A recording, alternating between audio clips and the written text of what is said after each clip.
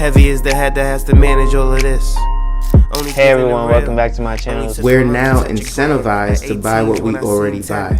Fumbling through college had me building. I also got some done on the other side. And that was right around, I would say, May, maybe, right before renewing the lease for this property. Welcome to the channel, Martha. Thank you for having me here. Oh, I was going to say, I am getting up in their names, I'll tell you what. Bills paid by other people, life was never this good. I had to step back, knowing that it's... How long would it take me to get to where I'm at today if I had to start from scratch? And the reason why I'm going to talk about me is because what I initially wanted to do was I wanted to talk about how long would it take the average person to reach financial freedom. But we all know that we're not all starting from the same spot in life, right? When I started to do my thing financially, it was way before I graduated college, way before, because I had to work while in school to ensure that I was not in student loan debt. And because I graduated debt-free, I was then able to work at a different trajectory than my peers because, yes, I was broke, but I wasn't in debt. I had a college degree and I had an income, I had a job, right? And so some people may be starting with no college, which is great because that means you probably don't have any student loans, but you may still have credit card debt. Or some people might have college and credit card debt. And so we're not all starting from the same space.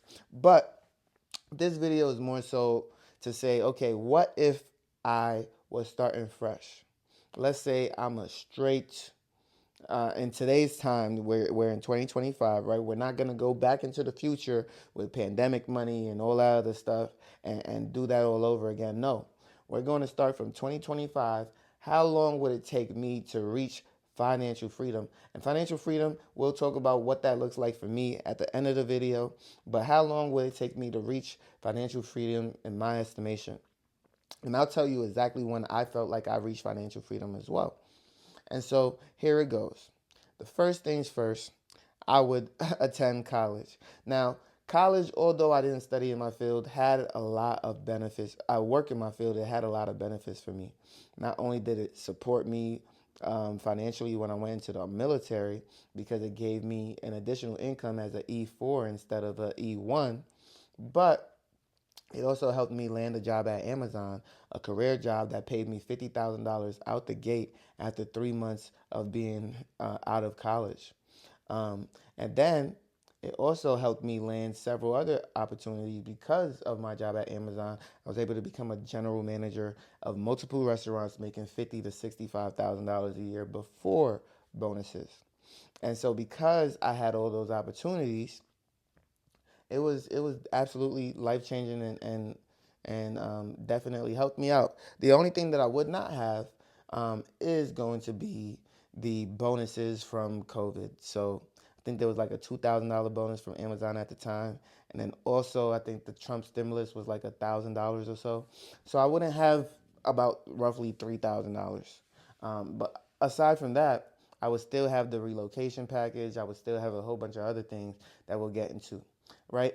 All right, so starting in 2025, it's going to take me until 2029 just to graduate college. I graduate debt-free because I understood that working hard and graduating debt-free was the plan. Now, there's plenty of things that I could have did differently, like not go away for college. That way I didn't necessarily have to work because I was on financial aid, I was going to a CUNY school, and it was paying for itself.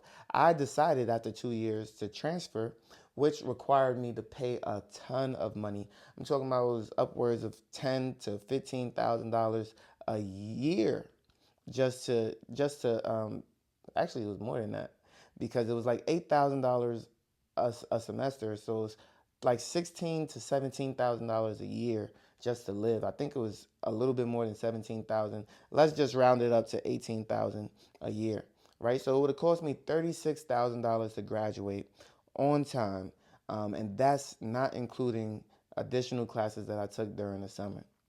So knowing that I'm going to need roughly $40,000, I had to work my butt off. But what if I had decided to not go to a SUNY and just work while going to school at a CUNY? That roughly means that I would have had an additional $40,000 to start off life instead of starting off like broke with a college degree. That would have put me in an insane situation. Another thing is that when I was trading and not investing, there's a difference. When I was trading, I lost $6,000. Although I also made thousands of dollars, I lost $6,000 trading. But learning from those experiences and learning that I don't want to be a trader, I want to be an investor, and I was doing options trading. That's why I have this tattoo, guys, because it says I cannot be manipulated. Right? I cannot be manipulated. I will only invest. I will not do options trading. And because I understand that in myself, I can't allow myself to lose tens of thousands of dollars, especially as I make more money. Like you don't want to fall, you don't want to fall for the same mistakes that led you down the rabbit hole before. I've seen people call into certain shows and say, "Man, I've lost my entire savings trading. I've lost my entire savings gambling. I've lost my entire savings doing this and that. But you know what? I'm going to hit a lick. I'm going to get it right back." Here's the problem. When you start off with a lot of money and you gamble it, that is the biggest opportunity for you to make the most money. But it's also the biggest opportunity for you to lose the most money. And the more you trade with less and less money, the less it is likely that you're going to get it all back. So for example, if you trade $100,000, it goes down to $50,000. You trade the $50,000, it goes up to $70,000. You're like, wow, I made $20,000. I'm trying to keep going. You make $80,000. Then it goes down to $40,000. The likelihood of you getting back to 100 once you hit $40,000 is very unlikely. It's absolutely very unlikely. And the reason for that is because now you're moving with less funds to get to the same starting point. When you made that $20,000, you had $60,000 in your account. To now make $20,000, you're going to need an even bigger play because you're at 40,000. And so if the play's not big enough, you're going to lose. And I don't like losing money. And so I will forbid anyone that watches me from gambling and trading money that they need, have, or truly want to grow. Because that is insane work. That ruins relationships, it ruins friendships, it ruins marriages. You do not want that type of thing in your life. Now, the reason why I bring that up again is because we're trying to build for financial freedom. And I've also stated that when you're investing, you should be investing money that you don't need, right? So that you never pull it out the market. No one should be investing money that they need tomorrow to pay for groceries or to pay for rent. No, that is not how things should work. So with that being said, 2029, we graduate college. Cool. Boom. Now there's a path where I could have had 40,000. There's a path where I could have had zero. I chose the path with zero the first time around.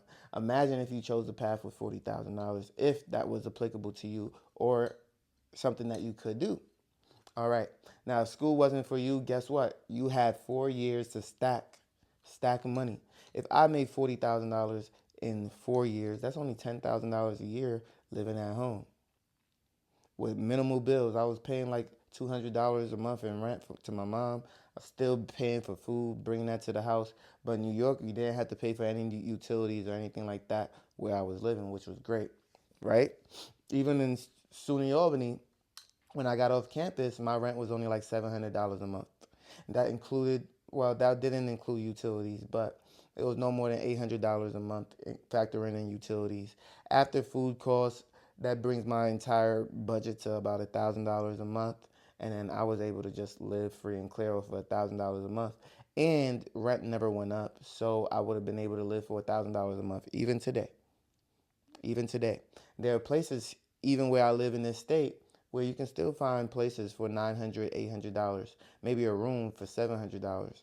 And so there's still ways where you can save money just by simply living below your means and not trying to go big or go home right away.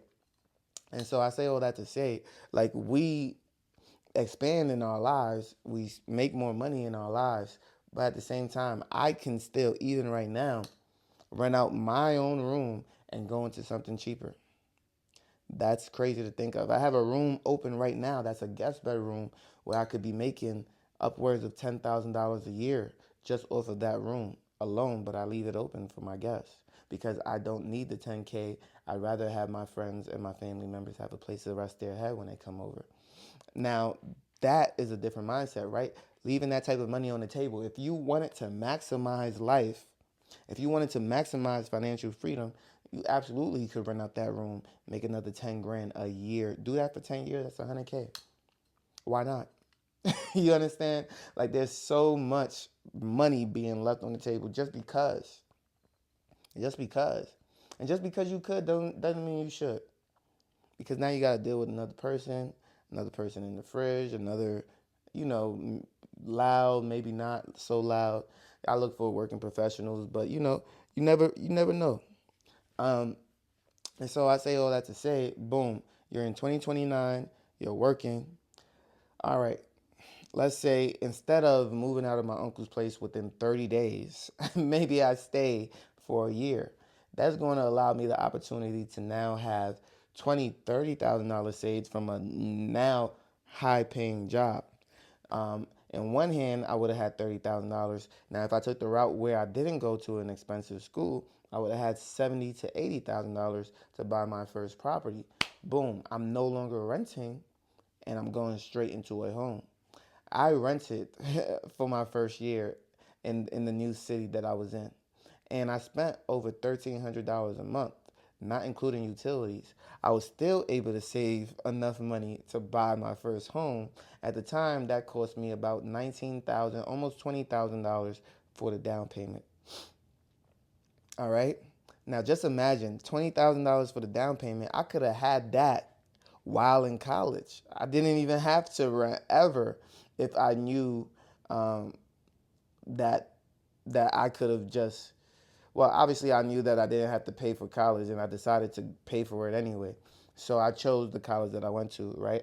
And so it's just different strokes for different folks. Like I could have been 20 with my first house instead of 22 with my first house. And so, things move in a different way when that's how you want it to move. And so I say all that to say, like, the trajectory could have been so much faster, right? There's a lot of people right now that's watching this channel and say, well, I got 20, I got 30, I got $50,000 saved. And if you do, that means you're able to buy something functioning, but they don't have the structure around them to go after what it is that they want. Maybe they want to buy something in the city, but they don't know anything about houses. Is this going to depreciate in value? Is this going to grow in value? Is the neighborhood good? Is the community good? Is it going to treat me well? How am I going to be able to keep up the upkeep? What about homeowners insurance, mortgage insurance? What is the HOA? Are they going to try to kick me out of their community if I don't maintain my lawn? All these things are things that people have to study on, have to be educated on, have to understand. And without the proper guidance, they can be just left to their own devices. And so, you don't want to set somebody up for failure. Just say, oh, just buy a house and you'll be okay. No, you don't want people to have a negative experience when it comes to not only home ownership, but investing in general. And so when we talk about the stock market, I always give caution to everything because there is still tricks to every trade, no pun intended. And so if I had to think about this, there's so many ways that life could have went. And if I was doing the same exact lifestyle, it would take me roughly, I would say, 8 years to be financially free. I really did it in 7, but I'm going to say 8. It would take 8 years to reach financial freedom, including college. If I did it without college, it would probably take me about 6 to 7 years. And the reason for that is because I wouldn't have spent the money that I was working towards, and I wouldn't have taken breaks from work for school. Because I did take breaks certain semesters to engage in college curriculum. I remember I took 2 semesters off, not all at the same time because college is expensive, but I took my first semester off when I first got to the school, and I spent $8,000, and that shocked me back into working. I promise you that. And $8,000 in 3 months, yeah, that'll kick a 19-year-old into high gear, and he'll start working again. And then my last semester, when I was just taking 1 Spanish class, I stopped working so I could learn the Spanish and get up out of there. I still am learning Spanish to this day, so that's something that I'm truly passionate about at this point. And so I say all that to say, 6 to 7 years with my work ethic, with eating at home, still going out and partying, but not spending more than $20 on a Friday or a Saturday night, and just really being in grind mode, like not missing days, not really calling off for work sick. The only time I would call off is when my car broke down. And so if you're in New York, you don't have to worry about that because you got public transportation and other means. But yeah, I would say 6 to 7 years, 8 years max doing it however I wanted to do it. So from 2025, that's 2026, 27, 28, 29, 30, 31, 32, 33. By 2033, I would be at the same point that I am today. Obviously, I'm a little bit more financially ahead than I was when I first graduated college back in 2019. What, 2020, 1, 2, 3, 4, 5. Oh shit, it's only been 6 years. I'm saying it's gonna take 8 years to get to where I am. But again, we had COVID at the time. So it's only been 6 years since I graduated. So 10 years altogether has been my reality. That's a lot to digest. I graduated high school in 2015, and now here in 2025, I am far exceeding my own expectations. I remember when I first purchased this home, I sat down. Even before purchasing the home, I sat down in the corner of the house. Everything was empty. Now this entire house is filled. It's filled. I remember it took me like 4 to 6 months just to furnish the house. I had no money in the bank, but I was spending thousands and thousands of dollars to get a bed, to get a couch, to get certain things because I didn't want people sitting on the floor. I didn't want people to feel, like I didn't have anything when they walked into the home. I wanted to make a house a home. So I spent at least $10,000 within a 3 to 6 month span. And I just realized that with homeownership, you'll continue to spend. And so eventually I got to a place that after 3 or 4 years, there was really nothing else to buy. I finally got to a place in life where, there's really nothing else that is needed in the home. And so I was super grateful for that. I'm super happy that I reached that point because there was a point 3 years, 4 years in, every homeowner knows that you're just like, there's always something to buy. There's always something to buy. Always something that you needed that you didn't need before. A hammer, a tool, whatever. It was just always something. And oh my goodness, when I tell you I got tired of there always being something, you would have too, okay? Now, if you like this video, make sure you leave a like, comment, and subscribe to the channel. I post on YouTube, Rumble, and Spotify for podcasters, and I can't wait to see you on the next one. Peace.